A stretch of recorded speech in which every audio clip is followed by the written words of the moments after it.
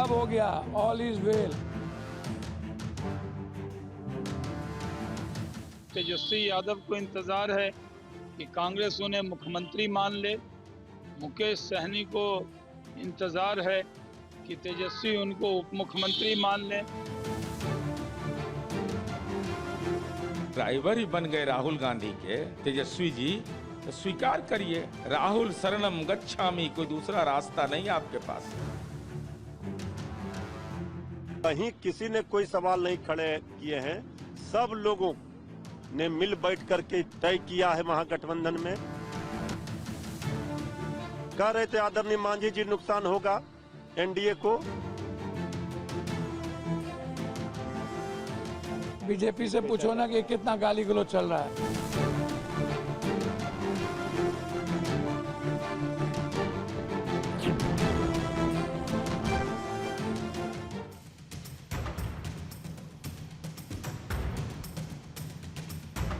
नमस्कार, आप सभी का स्वागत है भारत 24 पर। मैं हूं आपके साथ पूर्णिमा मिश्रा। बिहार विधानसभा चुनावों के पहले चरण में जहां पर 121 सीटों पर दावेदारों ने अपने अपने नामांकन दाखिल कर दिए और फिर भी महागठबंधन के अंदर सीटों के बंटवारे को लेकर मचा हुआ घमासान बंद नहीं हुआ, ना ही फॉर्मूला क्लियर हुआ है।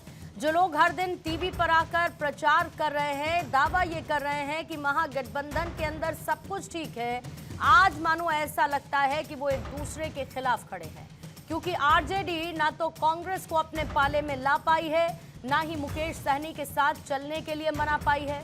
खैर, कोई खुलकर कुछ नहीं कह रहा है, लेकिन सियासत की मझधार में कार्यकर्ताओं को नचाया जा रहा है। ऐसा लग रहा है कि महागठबंधन के अंदर अपनी अपनी ढपली, अपना अपना राग गाया जा रहा है। अगर ऐसा नहीं है तो फिर क्या चुनाव बाद सीटों का बंटवारा होगा? जबकि एनडीए ने न सिर्फ अपनी सीटों का गुड़ा गणित बिठाया, बल्कि एक सोशल इंजीनियरिंग का, सामाजिक हिस्सेदारी का ख्याल रखा है और जीताऊ उम्मीदवारों पर दाव लगाया।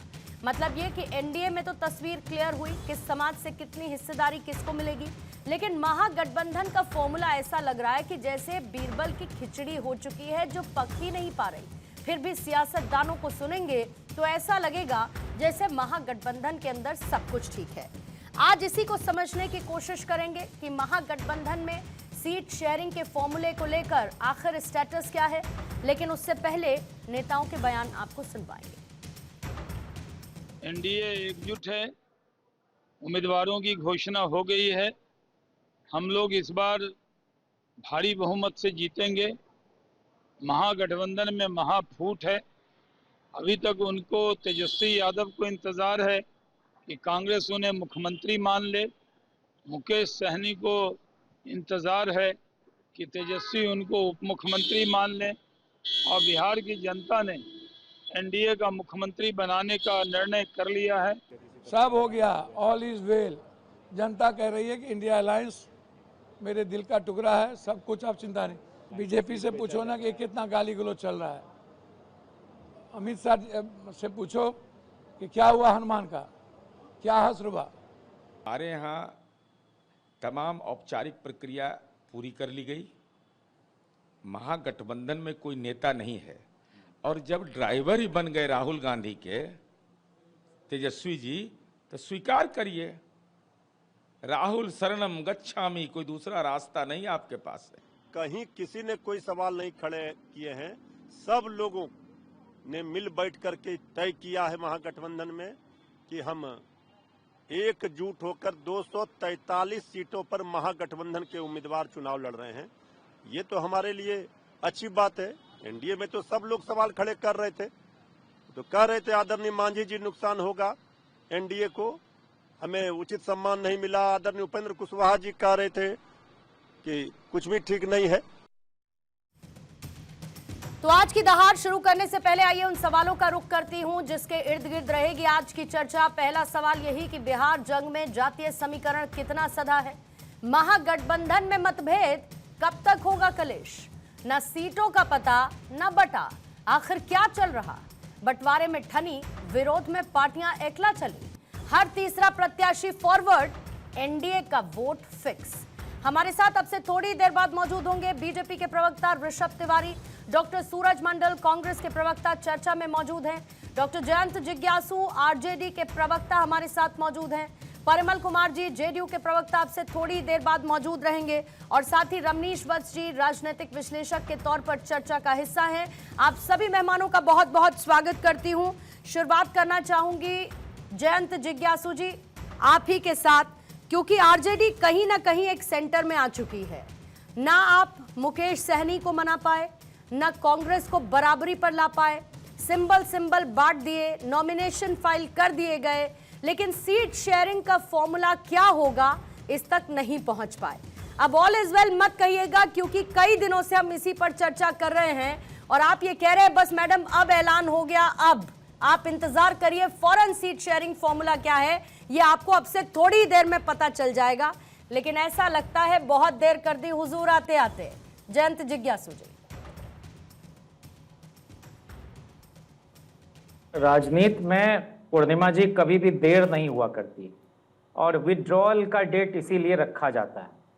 तो नामांकन वापसी की तारीख इसलिए मुकर्रर है कि इस बीच में भी हम लोग आपस में संवाद करके, जहां कुछ प्रत्याशियों ने घटक दल के विभिन्न दलों के लोगों ने नामांकन दाखिल कर दिया है एक ही सीट पर, तो उनसे बात करके जहां हमको लगेगा कि उनको वापस लेना चाहिए उस दिशा में भी हम आगे बढ़ रहे हैं।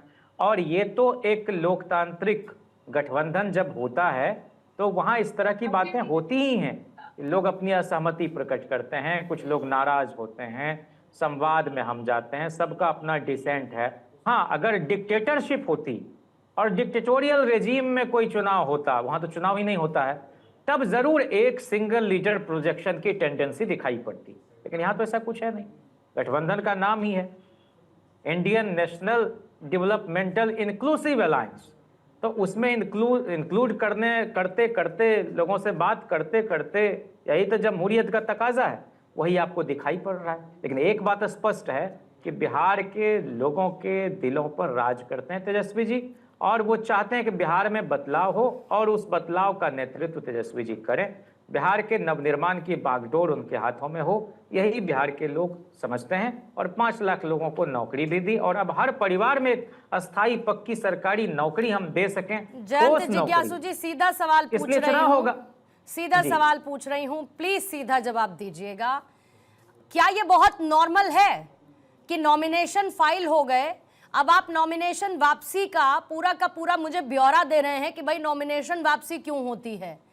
कहीं आप मानते हैं कि इतना नॉर्मल है कि नॉमिनेशन फाइल होने तक भी सीट शेयरिंग फॉर्मूला तय नहीं कर पाए? लोग पूछ रहे हैं सोशल मीडिया पे, कोई नहीं, इतनी जल्दी क्या है मैडम, चुनाव हो जाने दीजिए उसके बाद ऐलान कर देंगे ये लोग। अब बताइए क्या कहा जाए इन लोगों को?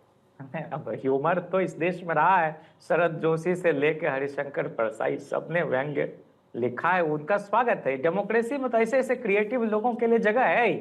हम लोग ऐसे लोग हैं जो पवन लगातार कार्टून बनाते थे लालू जी पर, और उस कार्टून की प्रदर्शनी का सिर्फ उद्घाटन करने नहीं गए, बल्कि जितने दिन प्रदर्शनी चली हर शाम लालू जी चले जाते थे। इस देश में नेहरू जी पर लक्ष्मण ने कार्टून बनाए और उनके साथ बहुत खूबसूरत संबंध था उनका। तो लोग कह रहे हैं, कहने का हक है, ये बात ठीक है कि अगर समय पर या हम एक साझा ढंग से इसका ऐलान करते तो वो ज्यादा बेहतर होता। लेकिन क्यों नहीं हुआ, इतना बता दीजिए क्यों नहीं हुआ जयंत जिज्ञासु जी? $1 मिलियन क्वेश्चन तो आज यही है कि क्यों नहीं हुआ अभी तक। कोई तो वजह रही होगी। लोकतांत्रिक व्यवस्था में संवाद होता है, लेकिन ये संवाद ही तो स्थापित नहीं हो पा रहा है। अब ये बताइए कि तेजस्वी जी यहाँ आए थे, राहुल गांधी मिल लिए क्या, मुलाकात कर ली क्या उन्होंने? आए थे ना, सहनी जी के हिसाब से उपचार कराने के लिए दिल्ली तक दौड़ लगानी पड़ी थी, लेकिन ऐसा लगता था ना इमरजेंसी की एम्बुलेंस तैयार थी, ना उस एम्बुलेंस में सुविधाएं थी, ना इंजेक्शन था, ना दवाएं थी। तेजस्वी आए लेकिन राहुल गांधी ने मुलाकात नहीं की। अब आप कहें कि ये सब कुछ सब हजम कर जाएं तो भैया आपका डाइजेशन बहुत अच्छा होगा, लेकिन इन सब चीजों को पढ़ने वालों का डाइजेशन अच्छा नहीं है, उनका हाजमा खराब हो रहा है। मैं कह रहा हूं कि पॉलिटिक्स में डाइजेस्टिव सिस्टम को ठीक रखना जरूरी है, बातों को पेट में ही पचा लेना जरूरी है।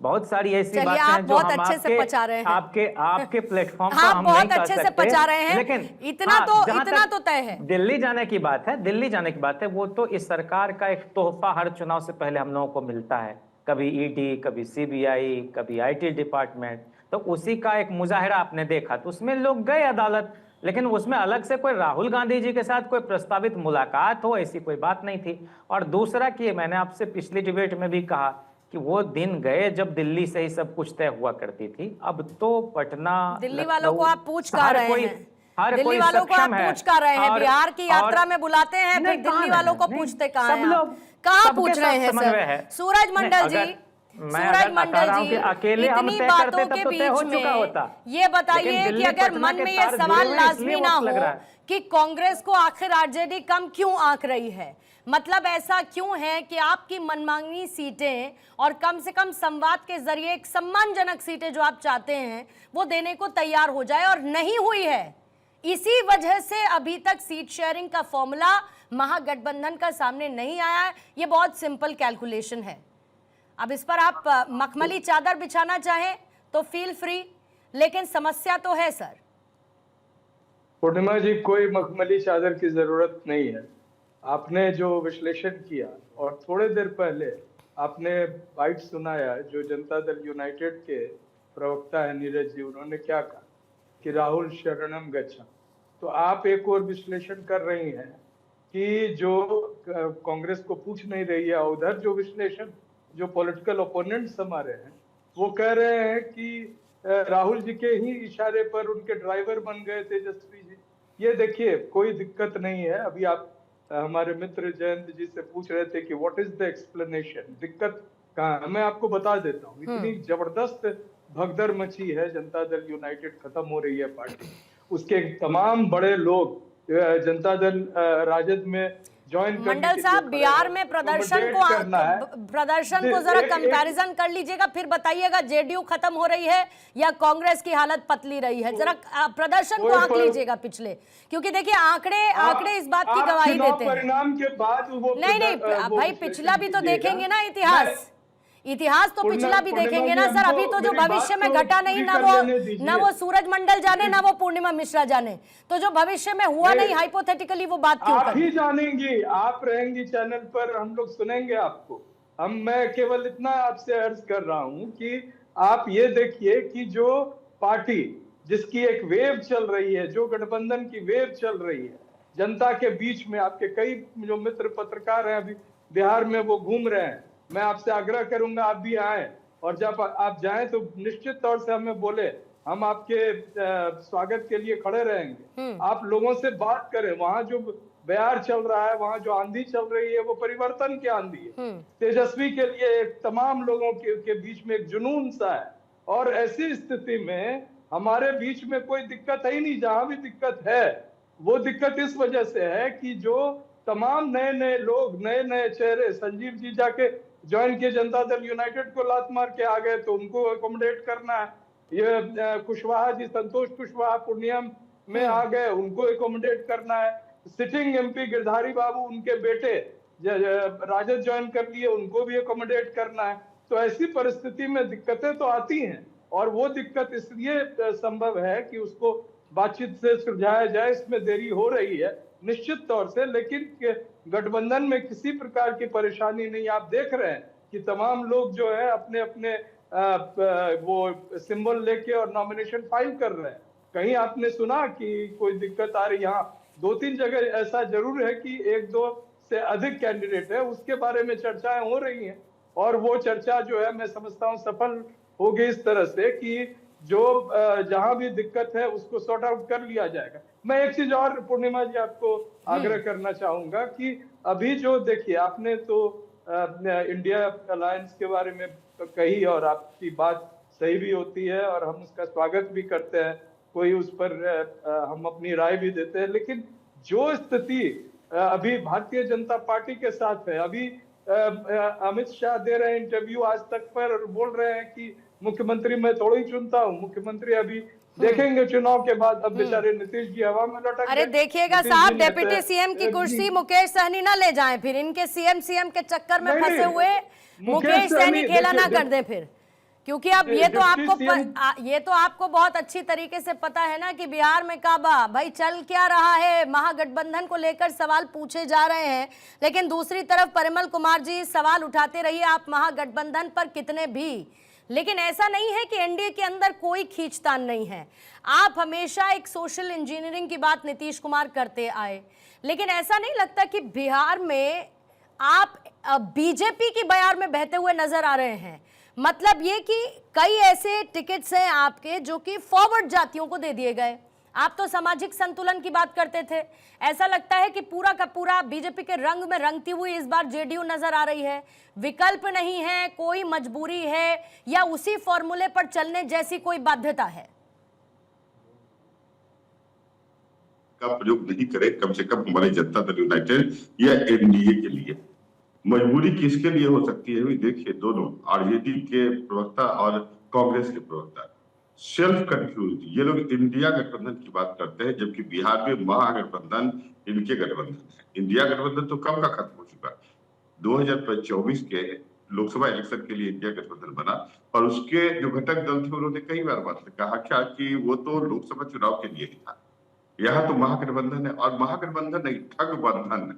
ये पार्टी, ये महागठबंधन जो है, सेल्फ सेंटर्ड पीपल के, भ्रष्टाचारी लोगों का जमावड़ा है, जो सिर्फ अपने निजी स्वार्थों के लिए काम करते, जनता के विकास से इनको कोई लेना देना नहीं। लालू जी की एकमात्र जीत अपने 9वीं फेल 420 के आरोपी तेजस्वी जी को मुख्यमंत्री के रूप में थोपना है, जबकि हमारे आदरणीय नेता नीतीश कुमार का एकमात्र जीत है बिहार को विकास और विकसित राज्य बनाना।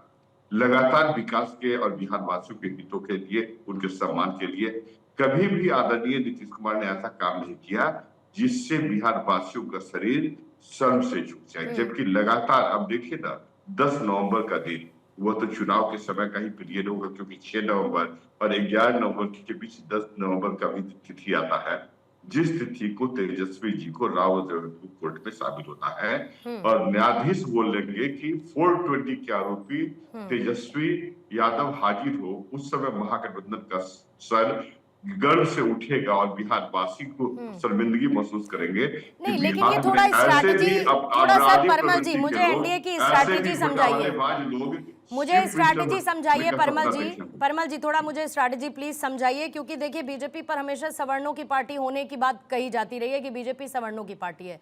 आपने जो टिकट्स दिए उसमें आपने पिछड़ों को रखा, एक बैलेंस आउट करने की कोशिश फॉर श्योर की है। आपको लगता है कि इसी स्ट्रैटेजी का फायदा, या जो आपने एक मनोवैज्ञानिक दबाव विपक्ष पर बना रखा है, उसका जनता के बीच कोई संदेश जाकर आपको उसका चुनावी फायदा मिल पाएगा?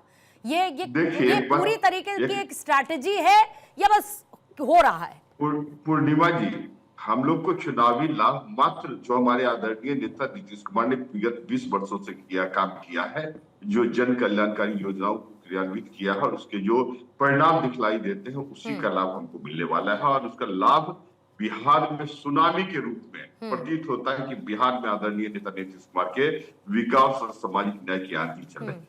देखिए, 2 धारा है यहाँ, एक विकास की धारा जो एनडीए में नीतीश कुमार के नेतृत्व में है, दूसरी ओर विनाश का धारा जो बिहार में पुनः जंगल राज की वापसी के लिए प्रयासरत है। देखिए, कांग्रेस और आरजेडी के चूहा बिल्ली का खेल में बता दूं।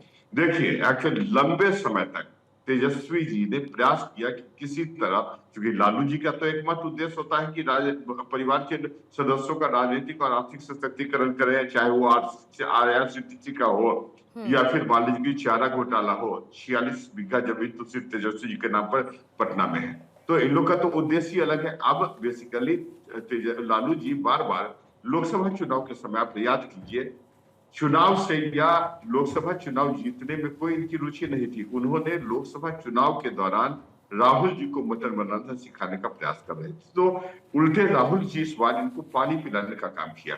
अब देखिए, राजद को कांग्रेस ने घुटने पर लाकर रख दिया।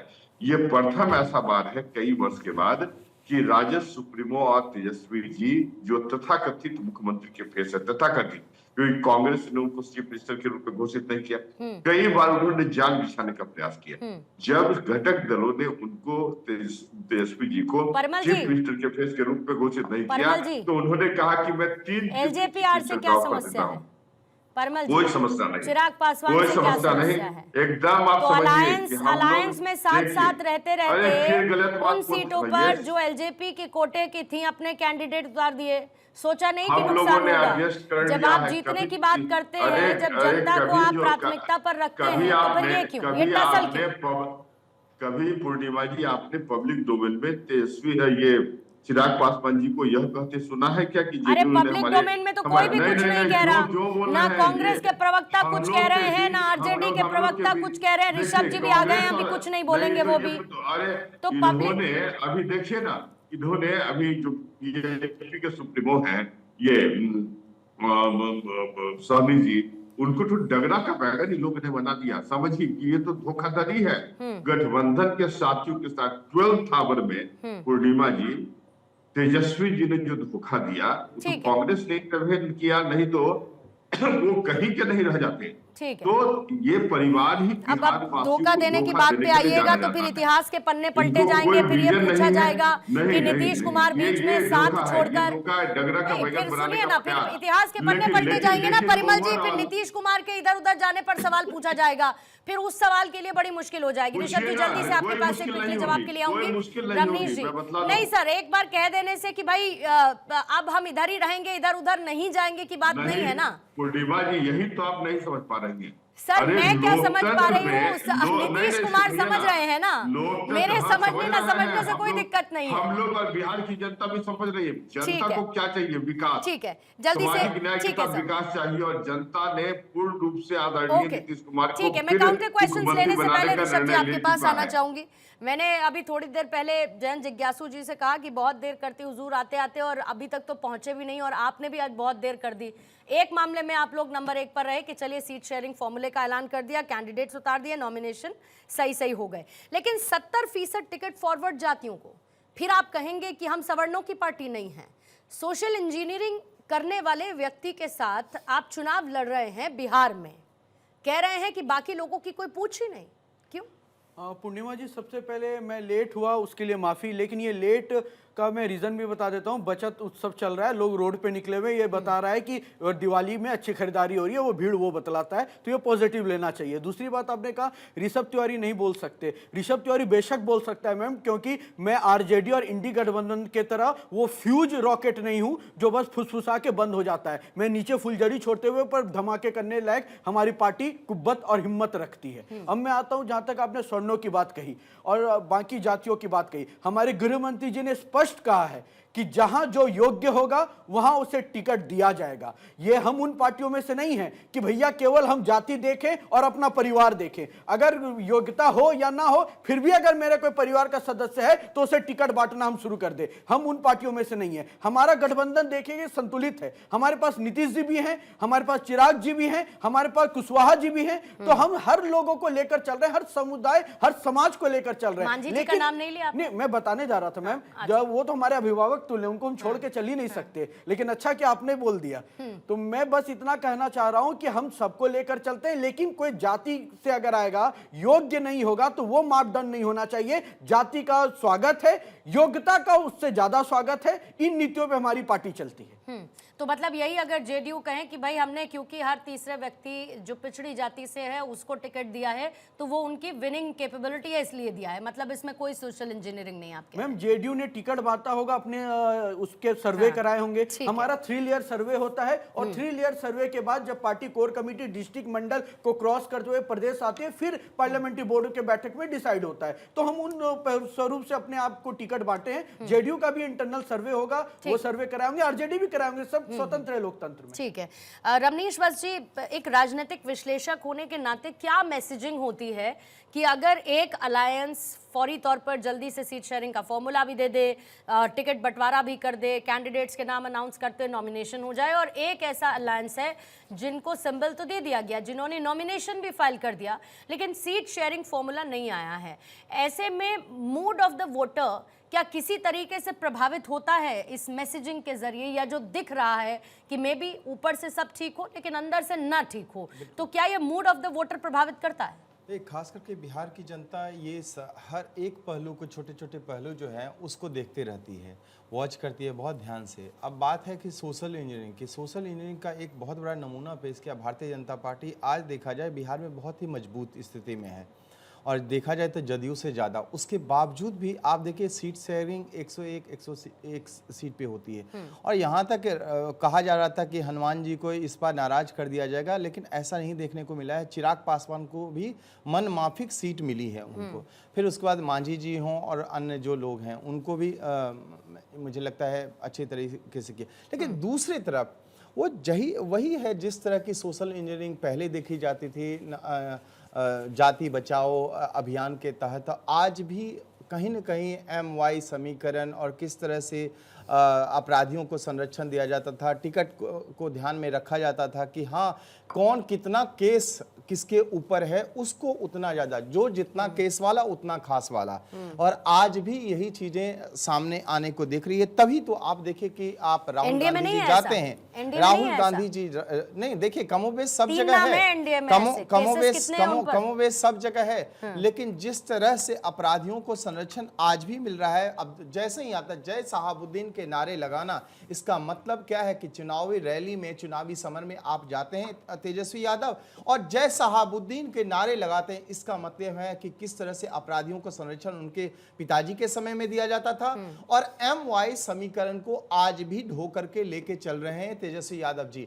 और इसीलिए आप देखिए, आप अब देखिए ना, सोशल इंजीनियरिंग की बात की जाए तो अब तक कितने बार जा चुके हैं राहुल गांधी जी, लेकिन एक बार भी नाम नहीं लिया कि हाँ तेजस्वी यादव हमारे CM के चेहरे हो सकते हैं। या कोई भी बड़े नेता महागठबंधन के जो हैं आज इस बात को कबूल नहीं कर रहे हैं। तो कबूल कर तो रहे हैं कहीं ना कहीं से, लेकिन वो कबूल पूरी तरह से नहीं कर पाए हैं, क्योंकि तेजस्वी यादव आज देखिए कहीं ना कहीं, और लालू प्रसाद यादव की बात करें, लालू प्रसाद यादव का एक ही है बस कि किसी तरह से बेटवा जो है हमारा मुख्यमंत्री बन जाए। लेकिन बेटवा तो मुख्यमंत्री तभी बनेगा ना जब वो उस काबिल होगा। फिर एक और बात किया जाए, तेजस्वी यादव आपने माहौल बनाने की कोशिश किया कि लगभग 3 करोड़ लोगों को हम नौकरी दे देंगे। अरे 3 करोड़ लोगों को नौकरी देंगे, लेकिन आप योग्यता क्या रखेंगे? कुछ पैरामीटर्स तो आपने अरे है उतनी सरकारी नौकरियां पूरे बिहार में? नहीं, पैरामीटर्स क्या सेट किया है? 9वीं फेल रहेगा, 10वीं पास रहेगा, या आप कहीं ना कहीं 2-4 केस उसके ऊपर दागे रहेंगे, या फिर शिल्पी कांड जैसे लोगों ने जो किया था उनके मामा जी ने, क्या वो भी सारे के सारे उनके ऊपर कहीं ना कहीं मुझे लगता है कि दाग लगे होने चाहिए। तो आप पूरी तरह से आप काबिल हो जाते हैं, आप कबूल हो जाते हैं किसमें? महागठबंधन में। लालू यादव भी माहिर रहते थे सोशल इंजीनियरिंग में, लेकिन विपक्षी सवाल पूछने लगे हैं और भी लोग पूछ रहे हैं कि अब ये पारिवारिक इंजीनियरिंग तो नहीं हो गई है?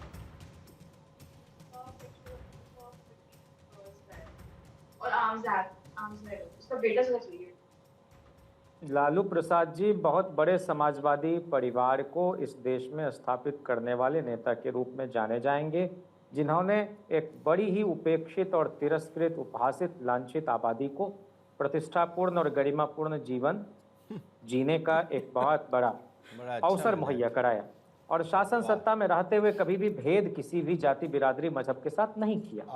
उसका एक सबसे बड़ा, बीच में नहीं ना बोलिए, अरे पहले से ही आप पुअर आदमी हैं, बीच में नहीं टपकना। हाँ, दरख्वास्त करते हैं इस डिबेट को सुचारू रूप से संचालित करने के लिए अपेक्षित विवेक है पूर्णिमा मिश्रा जी में, इसलिए आप बीच में अपनी रनिंग कमेंट्री ना करें। दूसरा, अभी कहा गया बहुत तरह के लोगों के बारे में, तो मैं आपसे बता दूं कि शहाबुद्दीन साहब के जो बेटे हैं, साहब ओसामा, वो उतने ही बड़े अपराधी हैं जितने बड़े संत आनंद मोहन के बेटे आपको नजर आ रहे हैं। आपको कभी भी राजन तिवारी नहीं नजर आएंगे, कभी भी सुनील पांडे नजर नहीं आएंगे, कभी भी सूरजभान सिंह नजर नहीं आएंगे। इसलिए ये जो लोग हैं, मुझे कुछ कहने की जरूरत नहीं, बीच में सब लोग टपकने लगे। जैसे ही इनके जात बिरादर के अपराधियों का नाम मैंने लिया, ये टपक पड़े ये लोग। आप इसी से अंदाजा लगाइए कि ये कितना बड़ा गठजोड़ जात का है, ये कितने बड़े जातिवादी जहनियत के आदमी है। मैं नहीं बोलूंगा, बीच में बोलवाइए। परिमल जी को और जिज्ञासु जी को जरा साथ में रखें। किसी के बीच में मैं नहीं बोलता। नहीं, परिमल जी अगर बोलना चाहें तो आप पहले बोल लीजिए, उसके बाद बोलूंगा। हम दोनों आदमी एक साथ नहीं बोलेंगे। आप बोलिए। जी एक प्रश्न का उत्तर दें, कि इतने बड़े राजद परिवार में क्या सिर्फ 9वीं फेल 420 का आरोपी व्यक्ति ही चीफ मिनिस्टर का पेश है? बिहार में दूसरे कोई युवा नहीं है क्या? जवाब दें, बिहार में दूसरे कैसे भी लालू प्रसाद के 9वीं फेल पुत्र विजनरी हो जाते हैं? क्यों आप बिहार को के जनता को अपनी जागीर समझते हैं? चारों तरफ से फेल, सभी क्षेत्रों में फेल व्यक्ति को बिहार के नेतृत्व के रूप में आप थोपना चाहते हैं। बिहार की जनता बर्दाश्त नहीं करेगी। अरे लॉ ऑफ इनहेरिटेंस होता है, मेडल्स लॉ, आप पढ़े भी होंगे बायोलॉजी में, law of inheritance. Lalu ji आरोपी अभियुक्त रहे हैं चारा घोटाले के, और फिर इनके पुत्र जो है IRCT और लैंड फॉर जॉब के आरोपी हैं और बाद में अभियुक्त भी हो जाएंगे। तो ये परंपरा बिहार को बार बार अपमानित क्यों करना चाहते हैं? नेतृत्व परिवर्तित कीजिए। ठीक है, जवाब ले लीजिए। और जयंत जिज्ञासु जी को अब जयंत जिज्ञासु जी को अब मत टोकिएगा परिमल जी। जयंत जिज्ञासु जी की बात को पूरा सुनेंगे सर। ये बोलते हैं ठीक है, पूरी बात सुनेंगे उनकी। इन्होंने आवाज, अरे लठन पैदा की राजद ने। ठीक है सर, ये जो पास्ट रिकॉर्ड रहे हैं, ठीक है परिमल जी, लाठी भाजने का ट्रेनिंग, ठीक है परिमल जी, जवाब ले लीजिए, जवाब ले लीजिए सर, जवाब ले लीजिए सर। इतना समय सर रैलियों में ठीक लगता है, तो डिबेट में सर परिमल जी माफी के साथ कह रही हूँ, इतना समय सर रैलियों में अच्छा लगता है, लेकिन टू द पॉइंट रहते हैं। आपने बहुत सारे सवाल उठा दिए, अब जयंत जिज्ञासु जी का जवाब भी तो ले लीजिए ना उस पर। बोलिएगा जयंत जिज्ञासु जी। अब मैं उम्मीद करूंगा कि क्या 9वीं फेल के अलावा कोई युवा नहीं है भारत? ठीक है, यही परिमल जी, यही अंतर है लालू प्रसाद जी और नीतीश जी में, और यही अंतर है परिमल जी और जयंत जिज्ञासु में। ठीक है, जवाब देंगे जयंत जी, जवाब देंगे प्लीज, जवाब। हाँ, जवाब ये है कि देने को तो मैं भी उसे दे सकता हूँ गाली, लेकिन मेरी तहजीब इजाजत नहीं देती। और एक फैक्चुअली करेक्ट कर दूं परिमल जी को, तेजस्वी जी 9वीं पास है, 9वीं फेल नहीं। आपके उप मुख्यमंत्री पर तो तरह तरह के आरोप लगते हैं। और सुना जाए, नहीं गौरव है, 2 मुख्यमंत्री बीच में बोल रहे हैं। अच्छा Parimal ji please sir, Parimal ji please, Parimal ji ऐसे नहीं सर, ऐसे नहीं प्लीज, किसी की बात साफ साफ नहीं समझ में आती। ठीक है सर, अब रुकिएगा परिमल जी, अब रुकिएगा प्लीज सर। जानते थे कि वो 9वीं फेल थे परिमल जी, ठीक है सुन लिया ना, अब उसको दोहराने की जरूरत नहीं है ना। जिज्ञासु जी ने क्लियर कर दिया कि वो 9वीं फेल नहीं 9वीं पास है। ठीक है परिमल जी, आपके जो भी दर्शक देख रहे होंगे, हमको कुछ नहीं कहना, वो इस बात को समझ रहे होंगे कि ये जो डिबेट का स्टैंडर्ड है उसको कौन लोग मेंटेन कर रहे हैं, कौन लोग गिरा रहे हैं। और चूंकि हमको कोई हड़बड़ाहट नहीं है, देश दुनिया इस बात को जानती है कि हम एक डेमोक्रेसी में रहते हैं, मेरिटोक्रेसी में नहीं रहते हैं। देश दुनिया को यह भी पता है कि तमिलनाडु पे, फिर देखिए परिमल जी, मैं कोई दरअसल आप क्या चाहते हैं? आप मुझे चुनौती दे रहे हैं कि आपको मैं एक जलील आदमी कहूं? परिमल जी, आप मुझे चुनौती दे रहे हैं कि आप उम्र में बड़े हैं, लेकिन मैं आपकी शान में गुस्ताखी करूं। आप मुझे चुनौती दे रहे हैं कि आप मुजफ्फरपुर बालिका गृहकांड कराने वाले नीतीश कुमार की पार्टी के एक कलंकित परंपरा का निर्वाह करने वाले व्यक्ति हैं। आप मुझे मजबूर कर रहे हैं कि आप सृजन घोटाले के सबसे बड़े चैंपियन नीतीश कुमार की पार्टी के। आप मुझे मजबूर कर रहे हैं कि छोटी छोटी बच्चियों का बलात्कार करने वाला संरक्षक आपका मुखिया नीतीश कुमार है। आप मुझे मजबूर कर रहे हैं कि आपके यहाँ दलाल और दल्ले लोग जनता दल यूनाइटेड को चला रहे हैं। आप मुझे मजबूर कर रहे हैं कि नीतीश कुमार कोई फैसला नहीं ले रहे, पूरी तरह से चैतन्य व्यवस्था में आपके यहाँ अशोक चौधरी, आपके यहाँ विजय चौधरी, आपके यहाँ ललन सिंह, आपके यहाँ विजय चौधरी, ये सारे लोगों ने नीलाम कर दिया जनता दल यूनाइटेड को। नहीं ठीक है, लेकिन ललन सिंह ने अभी एक बात और, जयंत जिज्ञासु जी, अभी ललन सिंह ने कहा कि इसमें किसी को कोई डाउट नहीं होना चाहिए कि मुख्यमंत्री का चेहरा नीतीश कुमार ही है। ललन सिंह ने अभी ये स्टेटमेंट दिया है। ठीक है सर, ठीक है जयंत जी कंट्रोल योरसेल्फ। ऐसा उदंड आदमी को आप बैठाती हैं। जयंत जी, जब आपने स्वयं ने कहा कि मैं भाषा की मर्यादा रखूंगा, तो फिर उसको बरकरार रखिए ना। जवाब नहीं है, अरे फिर उसको बरकरार रखिए ना। अगर इतनी आसानी से आप इंस्टिगेट हो जाते हैं, इतनी आसानी से अगर आप इंस्टिगेट हो जाएंगे जयंत जी, तो फिर तो भाषा की मर्यादा कहीं नहीं रहेगी ना। बकवास करने वाला जिसको इतना तमीज नहीं है कि कैसे सुना जाता है, बीच में उछल गए। अरे आप 5वीं के विद्यार्थी क्या? परिमल जी, ठीक है एक सेकंड जयंत जी, अब आप रुकेंगे जरा, जयंत जी रुकेंगे अब आप जरा एक सेकंड परिमल जी, अगर मेरे एक बार ये कहने पर सर समझ में नहीं आ रहा है आप लोगों को कि बार बार बीच में ना बोलिए, ना बोलिए, मैं सभ्यता के साथ बोल रही हूँ कि सबको अपनी अपनी बारी में बोलना है। नहीं परिमल जी ऐसे नहीं होता है, परिमल जी ऐसे नहीं होता है, नहीं चाहिए आपकी बैकग्राउंड वॉइस कंटिन्यूअसली। परिमल जी अपने अपने समय में बोलिए सर, प्लीज सर। और मैं सबसे रिक्वेस्ट कर रही हूँ कि अपनी अपनी बारी में बोलिए। बातों का जवाब देने के तैयार बीच में जो टपकते हैं तब होती है, मुद्दा गुम हो जाता है, आप लोग अपनी अपनी भाषा पर अपने अपने लेवल पर आ जाते हैं सब लोग। तमीज है आपको, दलालों के प्रवक्ता, दलालों के प्रवक्ता। जब मैं विनम्रता पूर्वक अपनी बात कर रहा हूँ, ठीक है, बीच में टपकना। जयंत जी परिमल जी की आवाज डाउन करेंगे, बिल्कुल नहीं है, परिमल जी की आवाज डाउन करेंगे। अब जयंत जी मेरी बात सुनिए, 30 सेकंड्स नॉन स्टॉप जो सवाल पूछे गए थे उन पर जवाब दीजिएगा, पानी पी लीजिए, कूल डाउन हो जाइए।